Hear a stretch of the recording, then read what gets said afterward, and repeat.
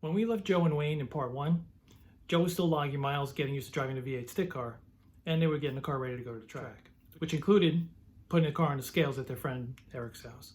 What they found there was what we already know. 5-liter Mustangs, they're really light in the back. They've got about 43% on the rear axle right now, which isn't a bad starting point considering a stock 5-liter Mustang typically from the factory had about 41% of the total body weight on the rear axle, and that's why they never hooked. And that was 41% with spare tire and sound deadening and the rear seat and all that sort of stuff. And even with a full tank of gas, you might get 41.5%. So it's a starting point, but it's not great. In my experience, hard leaving 5-liter car, 45% is about the bare minimum. 46 to 48 is usually the sweet spot depending on the car, adjustable suspension, the track, and the kind of tire you're racing on. But even there, 46 to 48, it can be really inconsistent trying to leave on a hard compound street tire, as you're about to see. Well, back at Maddog Garage, the current state of Project Dogbone. See, we got the wheels off it. Extended lugs are exposed. Joe's at Temple, so we're shop dog Riggins. And I are working on it by ourselves.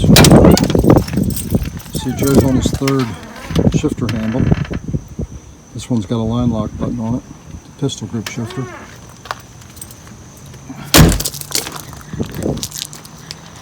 We did take the car to the track.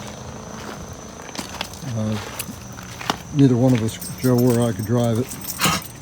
We managed to 1469, shifting it early and spinning the tires and all the gears.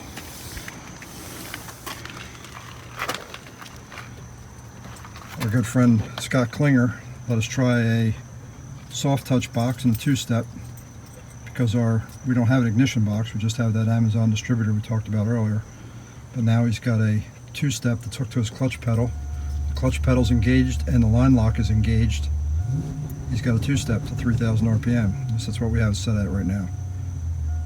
The line lock does work independently of the two-step, so Joe can use the line lock, do the burnout, and then use the two-step to launch the car. We bought some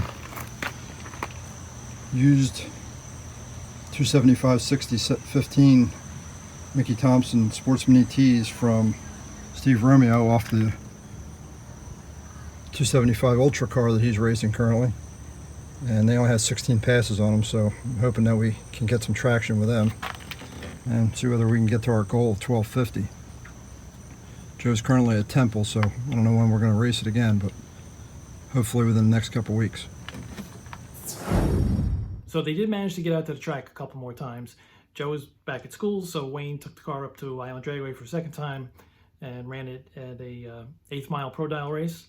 He did make some headway there. He started tuning the shocks, the strange adjustables. They're 10-way adjustable. They were on position 5. He put them up 2 clicks to position 7 and found that 18 PSI in the drag radials works the best and started to raise the two-step.